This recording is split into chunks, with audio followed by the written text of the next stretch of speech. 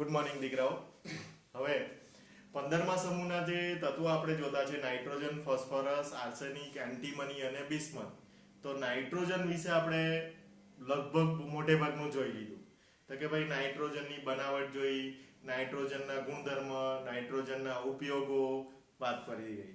નાઇટ્રોજનના કેટલાક સંયોજનોની આપણે ચર્ચા કરી, જેમ કે NH3, તો કે ભાઈ એમોનિયાની બનાવટ, એના ગુણધર્મ, એના ઉપયોગો, ભૌતિક અને રાસાયણિક બંને પ્રકારના ગુણધર્મની ચર્ચા કરી. બીજું એક સંયોજન જોયું તે HNO3, નાઇટ્રિક એસિડ. તો નાઇટ્રોજનનું જ સંયોજન છે, તેની બનાવટ, તેના ગુણધર્મ, તેના ઉપયોગો જે ખરા તેની ચર્ચા કરી. સાથે સાથે આપણે નાઇટ્રોજનના વિવિધ પ્રકારના ઓક્સાઇડની બનાવટ, એના આણ્વીય સૂત્ર, એના ઓક્સિડેશન આંક, એના સ્વભાવ વિશે આપણે ચર્ચા કરી. હાથે હાથે આપણે ચર્ચા કરી નાઇટ્રોજનના ઓક્સાઇડના સંસ્પંદન બંધારણો નું પણ કોષ્ટક જે ખરું તે આપણે જોયું. તો નાઇટ્રોજન વિશે બી જોયું અને નાઇટ્રોજનના કેટલાક સંયોજનો વિશે પણ આપણે બરાબર જોયું. એટલે નાઇટ્રોજનના ઓક્સાઇડ, એમોનિયા, નાઇટ્રિક એસિડ, આ બધી પ્રોસેસ જે ખરી તે અલગ અલગ પ્રકારે આપણે જોઈ. તો નાઇટ્રોજનનો પોર્શન પૂરો થઈ ગયો. હવે નાઇટ્રોજન પછી એક્ઝેક્ટ એની નીચે આવતું તત્વ જે ખરું તે ફોસ્ફરસ. તો ફોસ્ફરસ જે ખરું એ ફોસ્ફરસના અપરૂપો જોવાના. ફોસ્ફરસ ના અપરૂપો. ભાઈ અપરૂપો એટલે શું? તો કે અપરૂપો એટલે એના બહુરૂપો કહેવાય. તો કે ફોસ્ફરસ જે ખરો એના અપરૂપો, એના અપરૂપો 3 છે.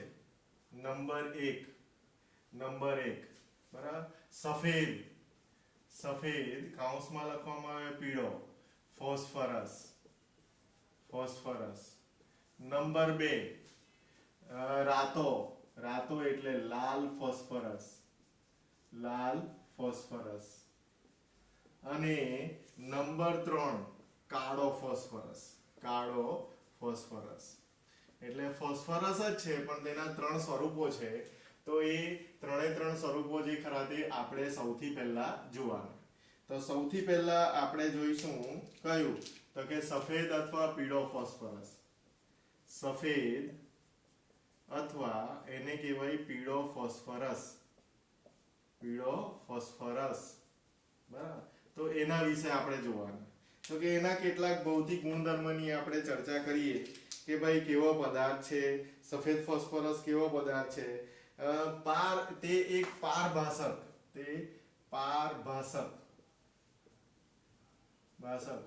મીણ જેવો ઘન પદાર્થ છે. પારભાસક મીણ જેવો ઘન પદાર્થ છે. તે જે ખરો તે સ્વભાવે ઝેરી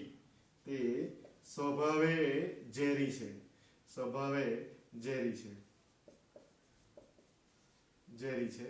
આ બધી વસ્તુઓ જે ખરી તે ખાસ કરીને પરીક્ષાની અંદર નહીં પૂછાય. પાણીમાં અદ્રાવ્ય પરંતુ કાર્બન ડાઇસલ્ફાઇડમાં એટલે કે CS2 માં દ્રાવ્ય હોય છે. એટલે પાણીમાં અદ્રાવ્ય છે, CS2 પણ એક પ્રકારનું દ્રાવક જ છે. તો દ્રાવકમાં એ કેવો છે? અદ્રાવ્ય છે. કાર્બન ડાઇસલ્ફાઇડમાં દ્રાવ્ય છે. અને જો વધારેનું જોવા જઈએ તો અંધારામાં ચળકે. ચળકે મતલબ કે ઝગમગે, ચળકે. ઓકે, આ પૂછાય નહીં પરીક્ષામાં, પણ એવું કહેવાય કે ભાઈ સફેદ ફોસ્ફરસ શેમાં દ્રાવ્ય? તો કે CS2 માં દ્રાવ્ય. બાકી તો ખાસ કરીને કંઈ પૂછાતું હોતું નથી. ભાઈ સફેદ ફોસ્ફરસ જે ખરો તે કયા પ્રકારનો પદાર્થ છે તેની ચર્ચા આપણે કરવાના. તો કે ભાઈ સફેદ ફોસ્ફરસ જે ખરો તે કાર્બન ડાયોક્સાઇડમાં જોજો કે બરાબર, તે કાર્બન ડાયોક્સાઇડના નિષ્ક્રિય વાતાવરણમાં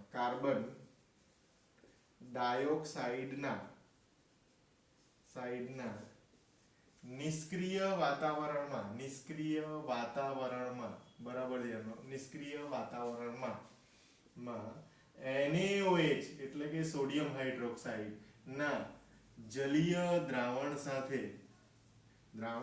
સાથે પ્રક્રિયા કરીને ફોસ્ફીન બનાવે જેને કહેવાય PH3 બનાવે બરાબર. તો હવે કાર્બન ડાયોક્સાઇડના નિષ્ક્રિય વાતાવરણમાં ફોસ્ફરસ જે ખરો એ NaOH સાથે પ્રક્રિયા કરીને NaOH ના જલીય દ્રાવણ સાથે પ્રક્રિયા કરીને તો કે ભાઈ સફેદ ફોસ્ફરસ જે ખરો એનું મેં સૂત્ર તો લખું તો કે બધા ફોસ્ફરસ માટે P4 જ લખાશે. એ ચતુર્થ આણ્વીય અણુ છે એટલે P4 જ લખાય. એની પ્રક્રિયા કરવાના આપણે NaOH સાથે, પણ NaOH નું દ્રાવણ જે ખરું તે જલીય એટલે પાણીનો અણુ બી મારે લખવો પડશે અને મને મળે PH3 જેને કહેવાય ફોસ્ફીન. બહુ અગત્યનો એક કમ્પાઉન્ડ મળે NaH2PO2. આવો સોડિયમ હાઇપોફોસ્ફાઇડ, આને કહેવામાં આવે સોડિયમ હાઇપોફોસ્ફાઇડ. બરાબર ધ્યાન આપજો, સોડિયમ હાઇપોફોસ્ફાઇડ તરીકે ઓળખવામાં આવે. રિએક્શન મેં બેલેન્સ નથી કરી પણ કરી લઈએ તો કે PH3 તો મેં લખ્યું છે NaOH અને પાણી. તો કે NaOH ને આના 3 મોલ કરી નાખું તો અહીંયા બી 3 કરું તો 3P થઈ ગયા અને આયરો એક P એટલે 4 થઈ ગયા. તો ફોસ્ફરસ નું કામ પૂરું થઈ ગયું. હવે 3 2 ના 6 હાઇડ્રોજન. તો કે ભાઈ 3 હાઇડ્રોજન અહીંયા, તો અહીંયા બી હાઇડ્રોજન જે ખરા તે હોવા જોઈએ. તો 3 2 ના 6 અને 3 9 થાય. તો પછી એનો મતલબ મેં અહીંયા 3 મૂકી દેમ તો 3 2 ના 6 ને આ 6 3 એટલે 9 થઈ ગયા. તો વાત પૂરી થઈ ગઈ. અને બાકીના ઓક્સિજન તો 3 ઓક્સિજન અને 3 ઓક્સિજન આ, તો 3 2 ના 6 ઓક્સિજન થઈ ગયા. 3 ફોસ્ફરસ આની અંદર, 1 ફોસ્ફરસ આની અંદર એટલે 4 ફોસ્ફરસ થઈ ગયા. તો NaOH સાથેની પ્રક્રિયાથી આવા પદાર્થો આપે PH3 બનાવે. બહુ અગત્યનું આ PH3 એટલે ફોસ્ફીન કહેવાય. ફોસ્ફીનની બનાવટ બી પાછી આપણને આવશે ત્યારે આપણને આ રિએક્શન પાછી પણ કામ લાગશે. પેલું એક સૂત્ર ખાસ કરીને યાદ રાખવાનું જેનું નામ છે સોડિયમ હાઇપોફોસ્ફાઇડ. તો આ બહુ અગત્યનું. બીજું, સફેદ અથવા પીળો ફોસ્ફરસ જે ખરો તે ખૂબ જ પ્રતિક્રિયાત્મકતા ધરાવે. એટલે પ્રતિક્રિયાત્મકતા ધરાવે એટલે તો કે હવે હું આ કાઢી નાખવાનો છું, જરાક તમે પોઝ કરીને લખી લેજો. હું કાઢી નાખતો છું આ વસ્તુ. આ એક બનાવટ લખવાની, ગુણધર્મ તમે લખી શકો જો તમને યાદ રહી તો. ઓકે, ત્યાર પછી હવે હું જે વાત લખવા જવાનો છું તે પરીક્ષાની અંદર 2 માર્કમાં પૂછાય છે આપણને. તો કે ભાઈ શું પૂછાય? તો કે સફેદ ફોસ્ફરસ જે ખરો તેની પ્રતિક્રિયાત્મકતા વધારે છે, અથવા એવું પૂછાય સફેદ ફોસ્ફરસ જે ખરો એ હવામાં ખુલ્લો રાખતા સળગી ઉઠે. હવામાં ખુલ્લો રાખતા સળગી ઉઠે કેમ કે એની પ્રતિક્રિયાત્મકતા કેવી છે? વધારે છે. તો એનું શું રીઝન છે તે આપણે હવે ભણવાના. તો કે ભાઈ સફેદ ફોસ્ફરસની અંદર એમ જોવા જઈએ ને તો તમારી ચોપડીની અંદર જે બંધારણ આપેલું ફોસ્ફરસનું તે તમને આવું આપેલું. હું બતાવું તમને, પણ એકચ્યુઅલ ખરેખર એની વાત કેવી હોય તે બી તમને હું હાથે બતાવી દેમ. આ ફોસ્ફરસ અને આ રીતના ચતુષ્ફલકીય રચના બનાવે P4 નો અણુ. અને એમાં છે ને તે આ ખૂણો જે ખરો તે 60 નો હોય. કેટલાનો હોય? 60 નો. બરાબર ધ્યાન આપજો. એટલે એવું કહેવાય કે સફેદ ફોસ્ફરસ બરાબર ધ્યાન આપજો, ફોસ્ફરસ સમચતુષ્ફલકીય રચના ધરાવે. ફલકીય રચના ધરાવે. ધ્યાન આપજો, આ સમચતુષ્ફલકીય રચના હોય જેમાં ખૂણો 60 નો હોય. 60 નો હોય. તેથી PP વચ્ચે બનતા બંધ એટલે કે ફોસ્ફરસ અને ફોસ્ફરસ વચ્ચે બનતા બંધમાં તણાવ એટલે ખેંચાણ, તણાવ વધુ જોવા મળે. જેને કારણે તેને હવામાં ખુલ્લો રાખતા તે હવા સાથે પ્રક્રિયા કરી ફોસ્ફરસના ઓક્સાઇડ બનાવી દે. ફોસ્ફરસના ઓક્સાઇડ બનાવે અને આ PP બંધ જે ખરો તે તૂટી જાય. તો કે ભાઈ મેં અહીંયા લખું P4 O2 બરાબર લખું P4O10. તો તમે તમારી રીતે બેલેન્સ કરી શકો. આ તો ફોસ્ફરસ જે ખરો તે ઓક્સિજનની હાજરીમાં એટલે કે હવાની હાજરીમાં P4O10 માં કન્વર્ઝન થઈ જતું હોય. તો આ પ્રકારની પ્રક્રિયા પ્રક્રિયા થતી હોય અને એક ઘટ્ટ સફેદ P4O10 ના ઘટ્ટ સફેદ ધુમાડા ઉત્પન્ન થાય. P4O10 ના ઘટ્ટ સફેદ ધુમાડા ઉત્પન્ન થાય. બરાબર, તો આ તમને જોવા મળે જ્યારે ઓક્સિજનની હાજરીમાં બળે ત્યારે. તો એવું કહેવાય કે એને કારણે એની પ્રતિક્રિયાત્મકતા જે ખરી તે વધારે. શેને કારણે? તો કે સફેદ ફોસ્ફરસની રચના જે ખરી તે સમચતુષ્ફલકીય, અને એ સમચતુષ્ફલકીય રચનામાં PP વચ્ચેનો ખૂણો જે ખરો તે 60 નો. એક ખૂણો 60 નો હોવાને કારણે PP બંધ વચ્ચે તણાવ વધારે હોય, ખેંચાણ વધારે હોય.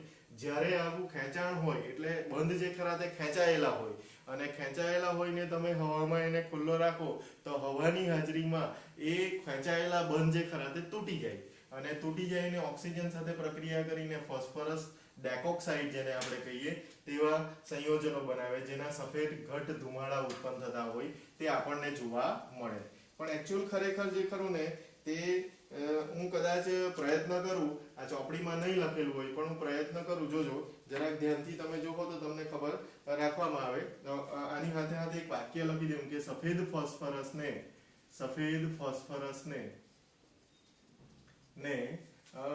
પાણીમાં રાખવામાં આવે. કેમ?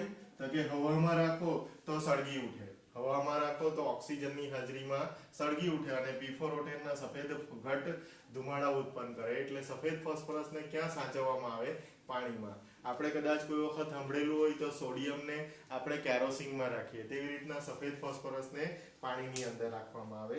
હવે એકચ્યુઅલી ખરેખર રચના જો હું બતાવું તો એમ કહેવાય કે ફોસ્ફરસની પી કક્ષકો જે ખરી ને, પી કક્ષકો એટલે કે આ, અને અહીંયા બી પી કક્ષકોની વાત કરું, આ પી કક્ષક, તો પી કક્ષકો તો આ ધારો કે આ તમારી પૂંછડી, પાછળનો ભાગ એટલે પૂંછડી, અને આ જે ખરું તે શિર એટલે માથું, તો આ પણ શિર અને આ હું ગણીએ પૂંછડી.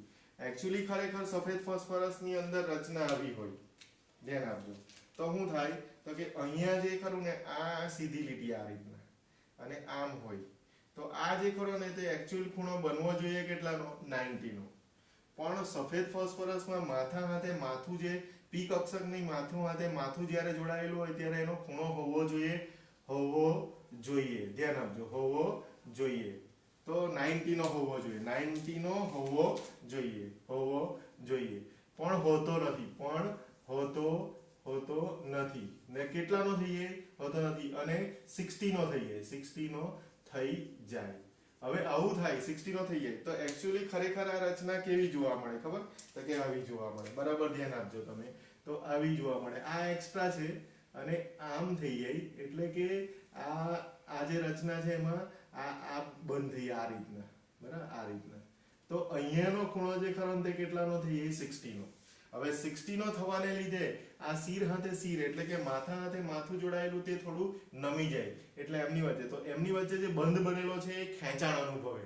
એટલે 90 નો ખૂણો હોય તેની જગ્યાએ 90 નો હોવો જોઈએ, તેની જગ્યાએ હોય કેટલાનો? 60 નો. તો 60 નો થવાને કારણે બંધ જે ખરી પી કક્ષક વચ્ચે જે બંધ બનેલો છે એ બંધ જે ખરો તે તણાવ અનુભવે, વાંકો વળે. એટલે અહીંયા શિરથી શિર જોડાયેલું હોય તે શિરથી શિર જે ખરું ને તે ઉચકાઈ જાય એટલે બંધમાં તણાવ ઉત્પન્ન થાય, ખેંચાણ ઉત્પન્ન થાય.